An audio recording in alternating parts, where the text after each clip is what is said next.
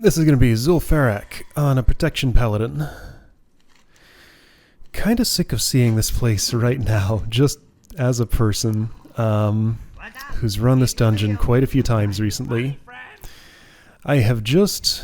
This is more about me than about this run that's going on right now. This run happened a little while ago, while I was still leveling this character, you know.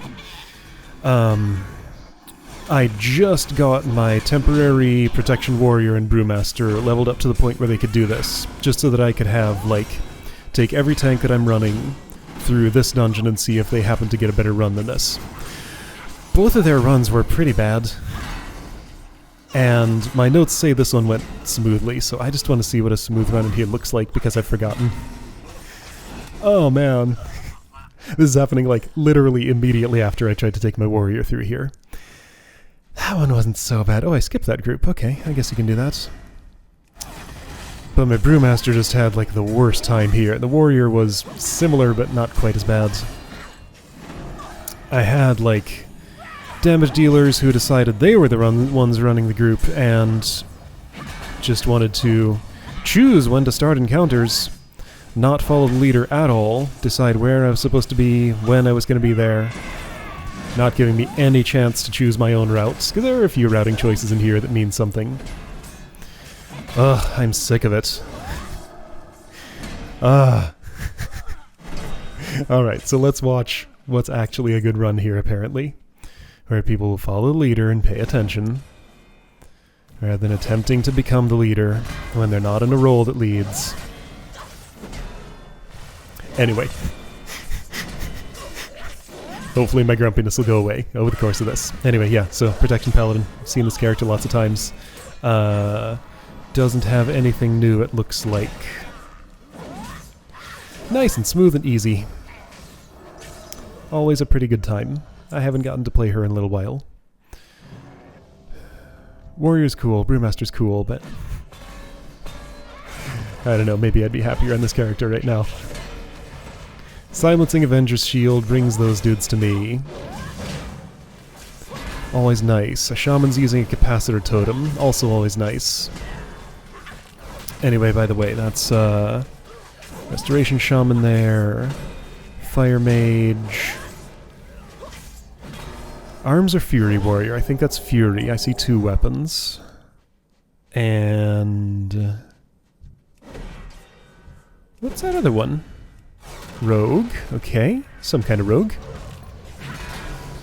I'm gonna say Assassination, until shown differently. I see daggers. Bloodlust? What? Oh, okay.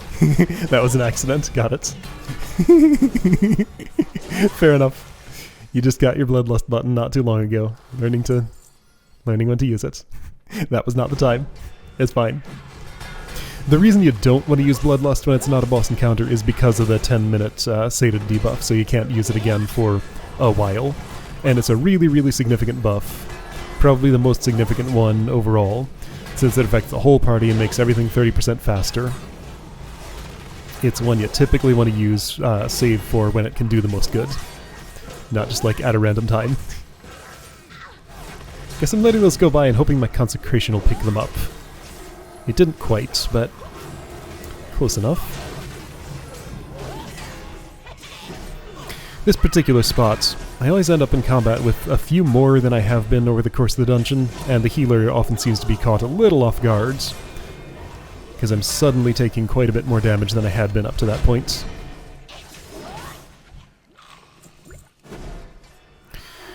Runners are runners, yeah, this place is full of runners. Not a lot I can really do to chase them down as a tank. I mean, I can after the fact. Just mostly I watch to see if they're running toward friends who can help them and will be too much for me to handle, but there isn't really any spot, the way I route this in here, where a runner finding a group of their friends would actually put me in real danger. Ooh, I saw that wind shear. Thank you, Shaman, for interrupting and bringing that to me. Alright, this Shaman knows how to play, except for Bloodlust. It's fine. No, I mean, he knows, he just misclicks. Made a small mistake. That is totally okay.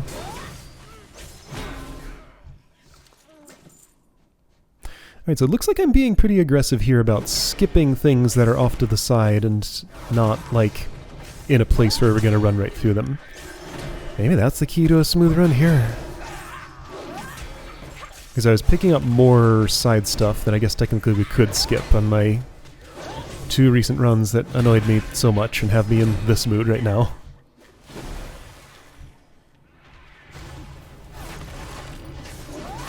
Everything kind of looks alike in here, so right around this spot is where I think, like, is this where I turn right for Antisul, or... I don't know, this is a strange place. It's not. There's a little hairpin turn to the right, then a hairpin turn to the left. Then... is it Theka the Martyr, I think? Then you turn right for Antisul. And then the rest of it flows pretty nicely. There are a few decisions sort of late in the dungeon, like a bunch of different ways to do things. You can fight or not fight Sergeant Bly. You can do Gazrilla first, you can do Chief, of course, Sandscalp first. I keep getting with people who have strong opinions the opposite way of how I decide to route the dungeon. You can do either, it's fine. It's just like, oh, why are we going to Gazrilla first? It's, you gotta go kill Chief, of course, Sandscalp. Why is it so hard to just follow the person who is leading the group? Oh, man.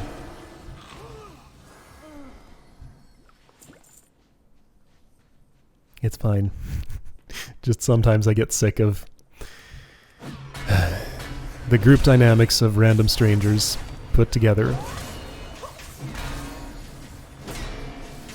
I want everybody in the dungeon to have a good time, but sometimes that's very much at the expense of me having a good time.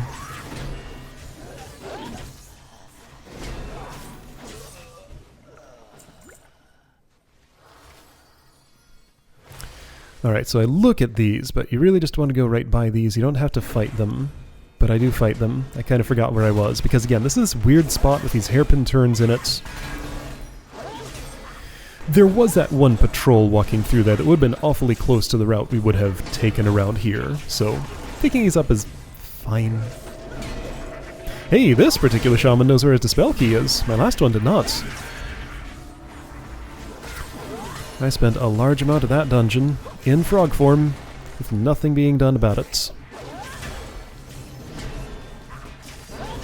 I don't believe there is a cast bar for that, so you can't interrupt the hex. It just happens instantly. Have to dispel. There we go, map showed me where I was. Yep, we're going that way. It's not up there. That's not the way. It looks kind of like it is, but it's not. Antisul, there. Yeah. So yeah, this would have been the first time in a while that I was routing this dungeon myself. So checking my map a lot to make sure I know where I'm going. We'll get Theka the Martyr on the way back. You can mount up here. Or I can do that.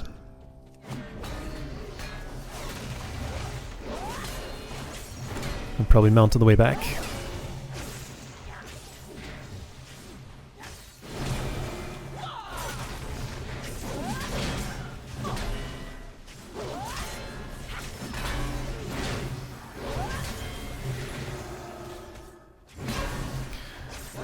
A lot of stuns and polymorphs in this dungeon. It's about stuns, polymorphs, and runners, mostly. All these trolls will fight us until about 20% and then try to run away.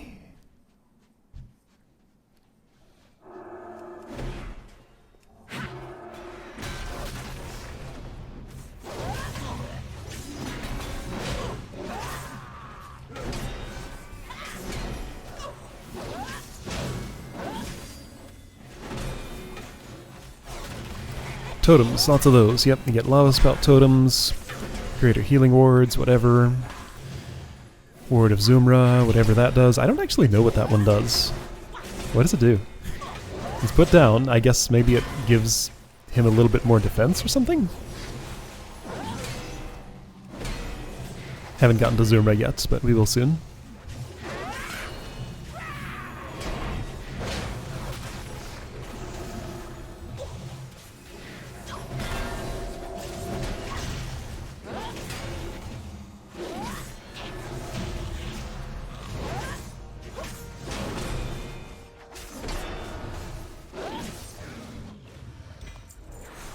Alright, mount for the way back.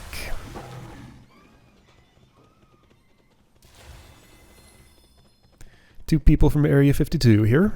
As usual, I presume they're together when that happens, but they might not be. Area 52 is a pretty large server.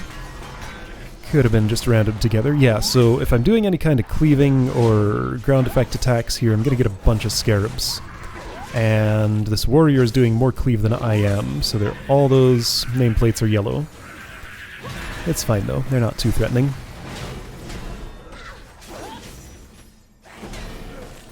Hardcasting Lava Burst, that's an interesting choice. He might not have the ability that makes it instant sometimes from whatever it is yet. Flame Shock ticks. I forget when that comes. It might not be at whatever level he is for this. Oh, I have the Darkmoon Fair experience bonus on me. Yeah, this was before Winds of Wisdom, so I didn't have the plus 100 experience. So it actually made sense to take some extra experience bonuses through here at that time. That has now been extended through the end of this expansion, so I will never again experience 1 to 120 leveling without double speed on it. That's okay. It just means that I have more room to, you know, I won't have these dead zones where I have to level up to get to where I want to be. And at worst, I'll just have to disable experience gain. There's something about these Zul'Farrak zombies. So I get a little gear icon when I roll over the graves. I know I can disturb them intentionally, but sometimes they just come out on their own. But I've tried running over the graves and that doesn't do it. Except it looked like it did there. I don't know, we always end up with a bunch of these through here and I don't understand what makes them appear. Anyway, Witch Doctor Zumra. Right, so anyway, yeah, at worst, so 1 to 60 is pretty smooth if I want to hit up all the dungeons. There's only a couple of small dead spaces right around, like, just before Lower Blackrock Spire and just before level 58 when I can go to Burning Crusade and Wrath of the Lich King. 58 to 80 is packed full of way too many dungeons to get through with Winds of Wisdom on.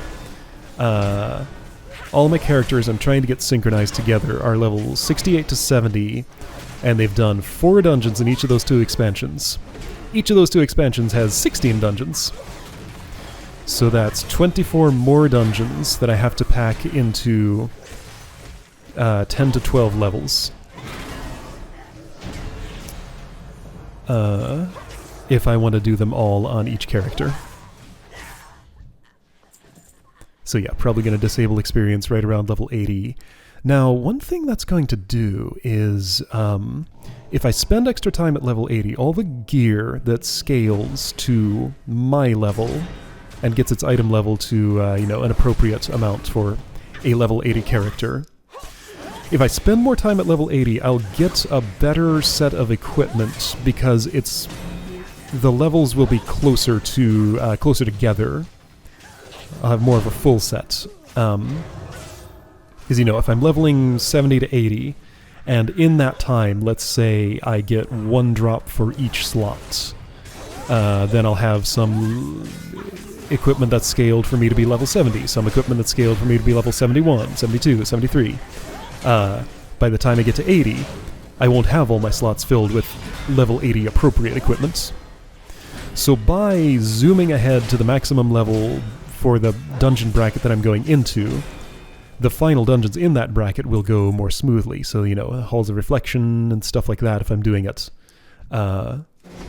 This should actually be a benefit for that. But also it'll feel kind of bad because I'm just sitting there at level 80 doing things that aren't, like, moving me on through the game. But, I mean, I don't know. I have a different leveling process. My leveling process is a checklist. Have I run all the dungeons in my brackets? If yes, then I can proceed. If no, then stay at current level. I don't know. We'll see if I hate it. It's all experimental.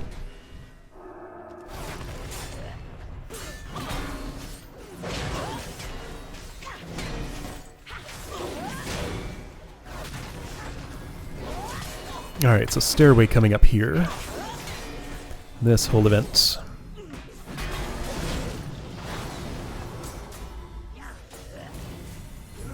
My usual preference is to do Gazarilla before the final boss, but let's see what I decide to do during this run. And also not to fight Sergeant Bly, because I don't think he drops anything. You can just talk to Wiggly Blast Fuse and have him blow up the door and not interact with Bly at all beyond letting him out of the cage. I don't understand the point of killing him. Maybe he has rarer drops that I just have never seen, but like every time I've killed him, he just hasn't given me a single thing. I guess a tiny bit of experience, maybe? That Shadowhunter just didn't care about me. I hit him and he took a moment to react at all.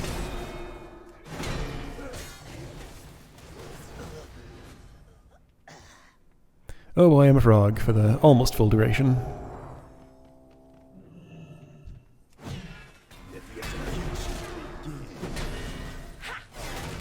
This guy has a voice line. He's way up here all by himself as if he's a boss, but he's not a boss.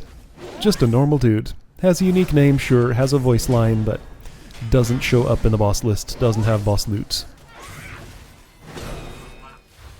Just one regular elite here. Greetings. For the Alliance. For the Alliance, huh? Sure. If you say so.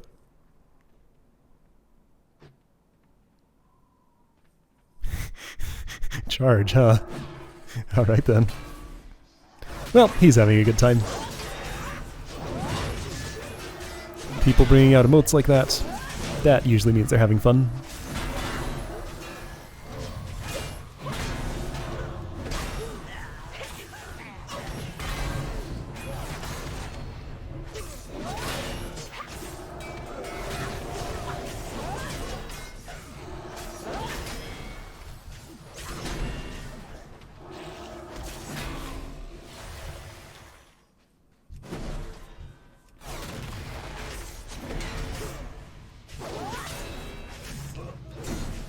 This whole thing was kind of a spectacular event back in Classic. Like, the first time I saw this, you know, you're at the top of the stairway and you see like 100 trolls down there, all threatening. It's just such a different vibe than what it is these days, where it's like, okay, none of these are elite, just charge down, get the entire room, healer will have to have a little bit of throughput for a moment, and then they're all dead. Just a very different experience.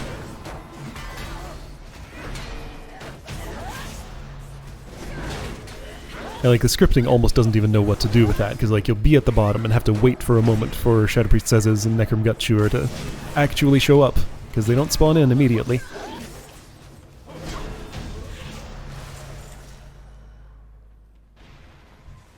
Okay, so I'm going straight to Bly. I didn't talk to Wiggly Blast Fuse first. He's just going to decide on his own to go blow up that door. You can talk to him first and have him do it, and not talk to Bly at all if you want.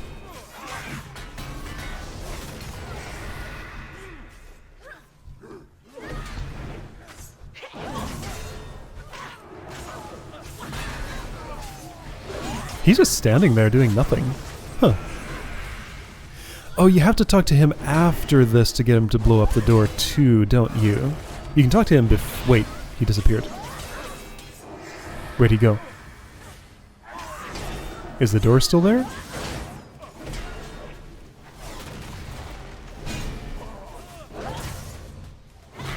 I mean, we finished this dungeon, so he must blow it up at some point. Okay, door's gone. I guess he teleported there and placed the explosives or something. That was weird. Maybe he made a copy of himself. That happens kind of often. It's super awkward. Just like, a lot of the time, if you're following some kind of quest here and, okay, yeah, I'm going my preferred route. Nobody's complaining about it this time. That's nice.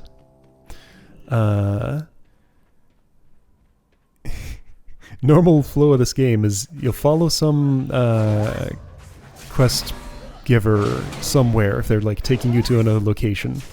And once you get there, you'll see another copy of them that they run into. Then they sort of awkwardly stand there with two copies of themselves on top of each other until they fade away, and then then they become one.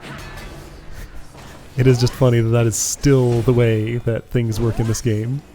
It never looks good, but it's how it is. So yeah, it wouldn't surprise me if starting the Sergeant Bly encounter there makes a second copy of Weekly Blast Fuse while the first one goes off to blow up the door. That's just normal for this game. Man, look at those interrupts. 2 in a row, back to back. Right, so this spot, usually messy. I'm sticking to this particular place just because if I go deeper into the room, all those patrols will find us and cause problems, as they tend to do. I mean, they're even doing it here a bit, but not as bad as they would if we were out there.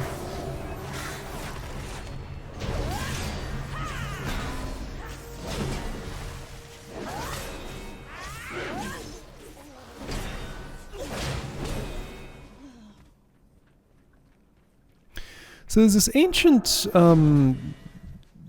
Zandalari tablet or something. I forget the actual name of it. Ancient Troll Tablet, that's the one. You can get in this dungeon that's now classified as junk, but you can still read it, and it talks about the Mallet of Zul'Farrak. If I'm remembering right, this is like some special item you had to craft, some kind of long quest chain just to ring this gong. The more I read about like how WoW Classic actually works, and worked back in the day, the more I'm remembering like it was way more complicated than this is these days. Because like you couldn't just come in here and click the gong to summon Gazrilla. I believe you had to go off and meet some kind of complicated requirements. Oh, look at my Avenger's shield, just chaining right onto those witch doctors. Now see, that's a good time for Bloodlust. Much more appropriate. Yeah, anyway, there was a lot more to it then. Ooh, that's some fall damage. Ouch.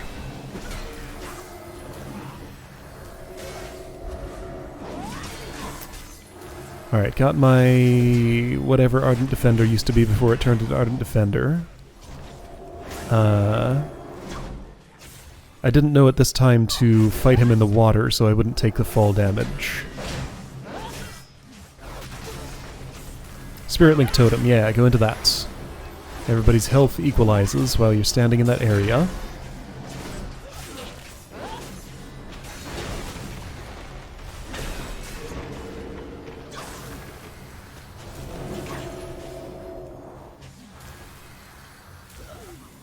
And this is why it's annoying to be fighting other things at the same time as Gazrilla. I don't think I took any fall damage there. Is it because I was a frog? Maybe. I guess there is a perk to that.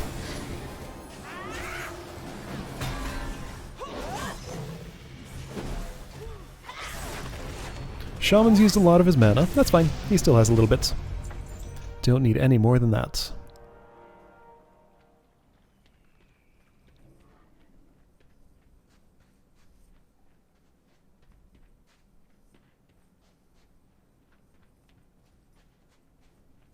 This person reminds me I can mount. I guess I do that kind of mount.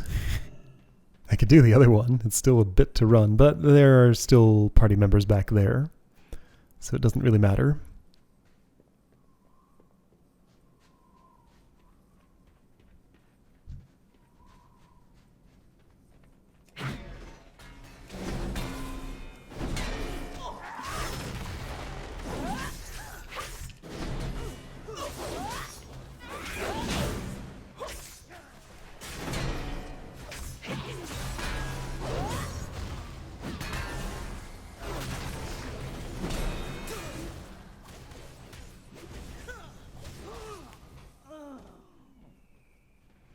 So yeah, this run's basically over now, and this was a totally fine, normal, smooth run. This is what I want it to look like in here.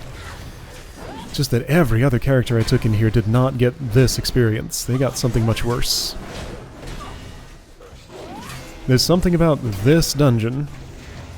Maybe I just happened to get unlucky here in a lot of places. This one and Strathel Main Gate. I have things to say about that. Tend to be bad times. Maybe it doesn't mean anything, but that's just the pattern that I've noticed. So I'm glad I did get at least one good run in here.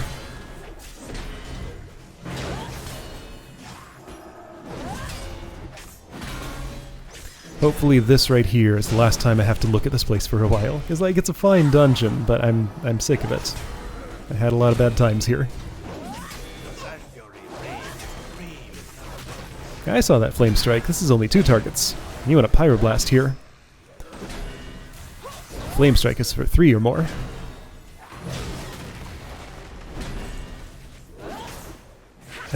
Definitely not for 1. Okay, this fire mage. Not prioritizing the way I would.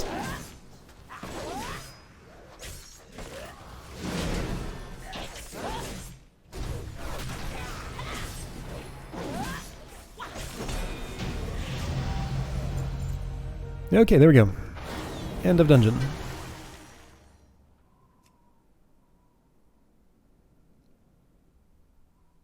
I am parked at the Orgrimmar elevator. Got it. You always get to see a little snippet of like what my character is doing outside the dungeon whenever I'm teleporting out for that. Hey, how you doing? Have a good one. Yeah. Alright, there we go. That was totally fine. Okay. I'll see you next time.